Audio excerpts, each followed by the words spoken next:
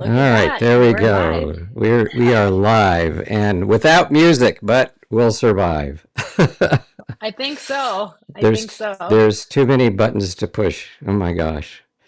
And Okay. it's December of 2025. Can you believe that the whole year has just magically just poof and there it is. You know, it's so funny you say that because Jimmy Kimmel does that thing where he said he on the first of every month on his TV show, he shows about 20,000 clips of everyone saying, "I can't believe it's this December already here." So we're not going to do I that, know. and or maybe we should. Maybe Jimmy Kimmel will put us on his show. Who knows? He's local. Hi, Jimmy. Just saying hi. Anyway, welcome to Sand and Soul, everyone. My name is Stuart Fournier. I'm a 25-year veteran of the Los Angeles and Pacific South Bay real estate market. And it is my pleasure to introduce my co host.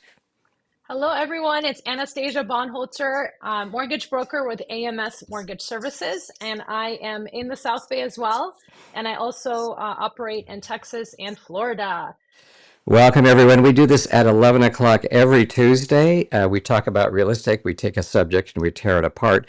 And, you know, when we originally were going to do the show, we were going to talk about the market every week. But then we sort of realized, well, we'll be saying the same thing over and over again. So we kind of branched out and decided to pick different subjects. But today, we're actually going to talk about the market. So Nice. I let's get can't wait. started. Yeah. We've been very active. Randy and I have been very active in the last month or so. So we have a real sense of what's going on. You know, understand that realtors are the only ones that do this full time, that really know what's going on. And when I say that, I'm talking more so than any statistics or headlines that you read.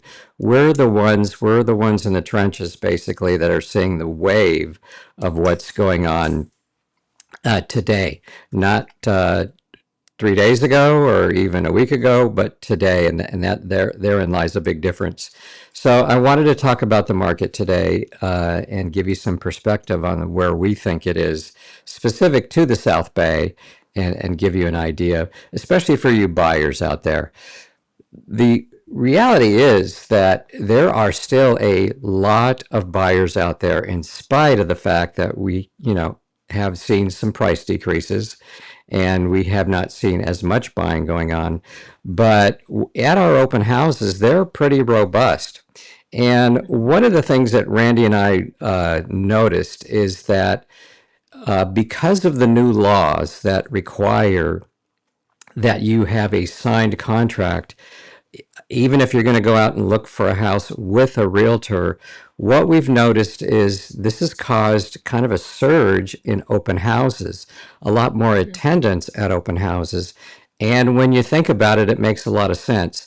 Most people don't really want to work with an agent right away. I mean, for the most part, even my own clients take a look at online first. Their first sense of getting a sense of the market and where they're at is always, getting online Yeah, and because seeing it's what's an going on. emotional appeal. You see a house you like, and then suddenly that prompts you to start thinking about what would it take to buy the house, maybe who do I need on my side to buy that house and all that. I think it Right. does start a lot of it is emotional. I think it's the 80-20 rule. I think 80% of the people are emotional. They look at Zillow, they look at Redfin, and they're like, what would it take, to own this house? And then they start to make the actionable steps of reaching out to a lender, reaching out to a realtor to go see that house. And then 20% is goes backwards. Those are the Right. the engineers of the world. They look from a math perspective first, Right. determine the numbers, and then work backwards to see what house they, fits that specific math So, so situation there. for you sellers out there, what that means also is that you're going to see less, not as many private appointments. Not as many showings is the phrase that we use for the most part. And when we talk about showings, we talk about you being separate from anyone else, you going into the house where the owner's not there, and you're with your realtor. Well, because of the new rules, only very serious buyers are signing a contract with that realtor. Mm. So I think as a result, we're seeing less showings, but more activity at open houses, and that's the specific situation that happened with our last listing. Our last listing actually saw the buyer come into the open house, three different open houses. You Oh know, wow. they got their feet wet. We could tell they liked it. Then they came back, which of course, is logically a good sign. And then Yep. came back a third time and only And then got came back with a involved. measuring tape and the dad, right? Right, right. But you know what? Even the measuring tape didn't make them jump. So Oh. what did make them jump? Well, what made them jump was what another couple of people made. Let me back up. We had another couple of people who had come in periodically, and so we had three solid buyers, who were very interested, probably more than that actually, but nobody wanted to make the first move. And this went on Interesting. for weeks. Now, that's something that we're used to. We don't get anxious about it because, we don't want to put the seller in a position to have to chase these people all over the place because Mhm. then you sound desperate. But one of the things that was interesting was that we knew these people were circling, and contrary to a couple of years ago where they would come that weekend and make an offer on Monday, it was Mhm. anything but that. But we have the same amount of buyers, so it's a really interesting situation with our market nowadays, I'm where we, noticing that as well on my end, yeah, where there's the buyers are more hesitant. There's a lot more negotiations going on. When I get the addendums back, it's like, seller counter one, seller counter two, like seller. right, I've seen up to right. five at this point, and I'm like, that's a lot of going back and forth of negotiating. Do you think the properties being sold now are currently occupied, or are they vacant? In your kind of, professional opinion, do you see a switch now where maybe the current owners already moved on to another property before selling, or are they still living at the property? No, not really. Well, I've seen very few vacant properties, to be honest with you. Yeah, Okay. for the most part, they're all, waiting to make a decision. Like for example, the one that we're closing on this week, they were willing to go at any time, but they also weren't willing to go down too much on their price. And so if they had to, for example, take Yeah. the listing off during the holidays and then put it back on in January, they were fine with that. So Okay. I wanted to give a little tip to buyers out there.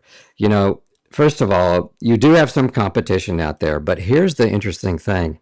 You can take advantage of your competition by making an offer as quickly as possible. Because the truth Yeah. of the matter is that the negotiation is going to go the way it's going to go one way or another, depending on the seller. We don't have a whole lot of sellers, excuse me, that are rushing to sell. Hmm. You have to understand that anyone that's selling nowadays probably has a very good mortgage rate of between 2 and 3%, which we'll never see again. I'm sorry to tell you. I mean, I Yeah. shouldn't say that. We may, in some crazy world, see it again, but it's very unlikely. Anastasia can talk about that in a minute. But if you're a buyer, your best bet really is to put an offer. I know this sounds very self-serving as a realtor, but your best bet is to go ahead and make an offer really quickly because other buyers are either not doing that for reasons, that are just not solid, or they're waiting for someone to make the first step and then they're going to join in. And that's exactly what happened here. We They're had looking for these. a price drop. I mean, that's ultimately what my buyers, when they're waiting on the sidelines, they're waiting to make a deal. And they know that the saying on the street is the longer that the listing is sitting, the more likely that the seller is willing to negotiate for credits or price reduction or whatnot.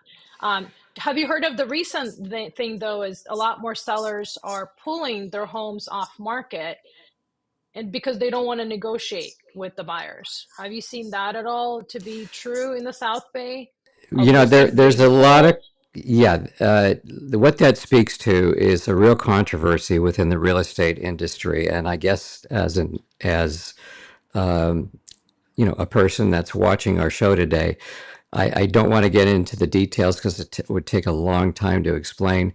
But if you're watching this show, I'm going to give you a little insider information that you probably won't see anywhere else. And that is that there is a struggle over what we call private exclusives.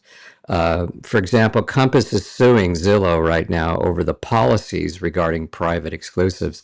So I think what you're referring to, Anastasia, is this sense that a lot of brokerages are encouraging their sellers to do private exclusive first. Now, what that means is that only that brokerage has the listing to be advertised, and they're not necessarily advertising it.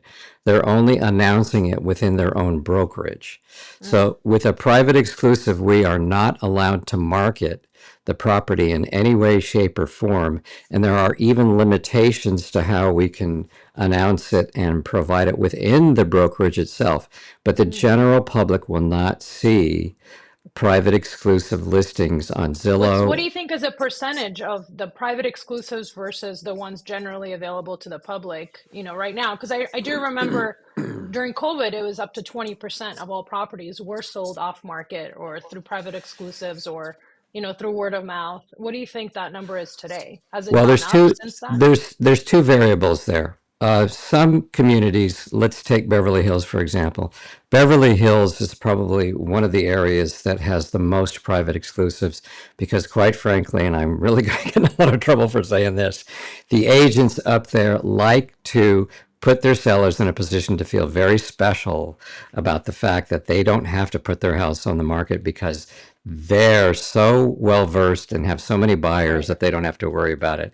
Which, I'm sorry, but that's just a big fallacy. Let me put it out right there. Now, in other areas, what's happening is brokerages are encouraging their agents to go private exclusive. And the philosophy behind that is that they get to test the market first before actually putting it on the market. So, in answer to your question, number one, it has to do with the area that your listing is coming up in. And number two, how aggressive the brokerage is being about encouraging their agents to do private exclusive first. Now, Compass, as you know, has 30,000 agents across the United States. So their philosophies and their way of doing things is geared towards exposure to those 30,000 agents. And that's one of the reasons that, that they're encouraging testing the market first. I have some personal thoughts about that. I don't want to talk about them right now. But I think that, the best way, my personal belief is what's the best way to get your house out there, and that is to announce it Expose to it to as many as people many as people as possible. possible. First rule Right. of advertising, right? Why would you Yeah. cut yourself off? And Randy and I have found out really for that to be the best way. And we've talked about it before. We've talked about the reasons for that. And the reasons for that is that the attention span of most people is less than 7 seconds. So people shop for houses on their phone.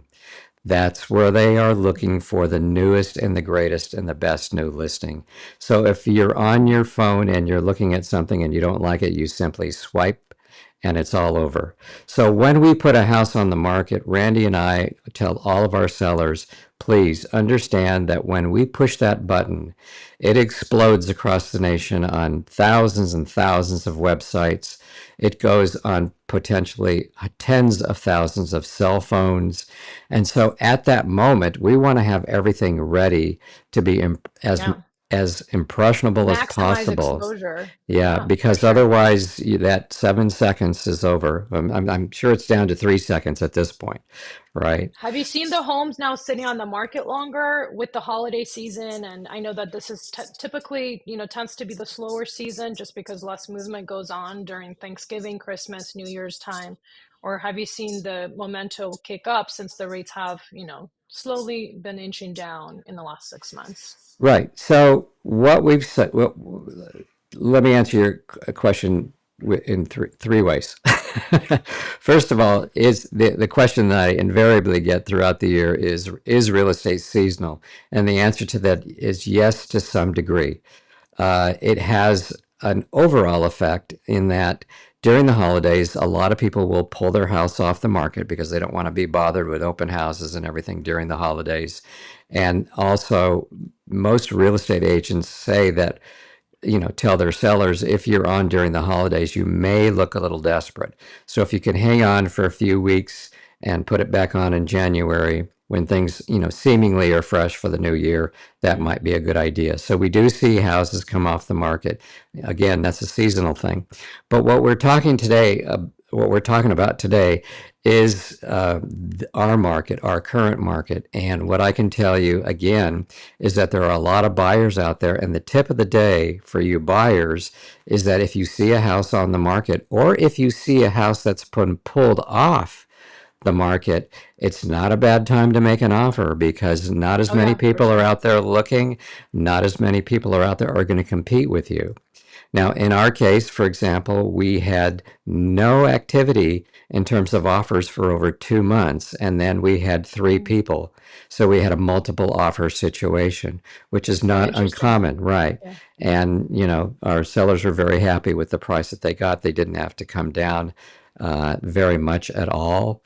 And, that we were really proud of them for being as patient as they are, because it was, I think, it was a little over 60 days it was on the market. And so Hmm. the third answer to Have your you seen question, the time on market though has stretched a little bit, that's right? exactly what I Based was just on going to what you're say. The saying. third thing Yeah. is that, yeah, uh, the biggest clue that buyers or sellers can get in terms of how fast their house will sell, and it's, obviously very logical in your specific neighborhood, is what are the days on market, right? And right now in this area, I would say, to make a rash generalization, in the South Bay, we're between 30 and 60 days Hmm. for your house to be on the market. Now Where you before could, it was closer to, I remember between 14 and 30. And now right, it's definitely extending a little right. bit. Yeah. Right.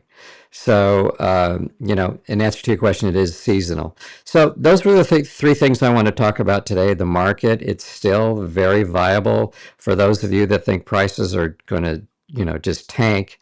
They're not.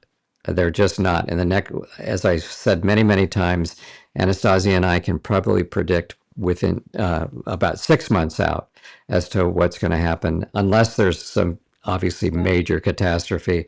We do not see a decrease in prices of any significance.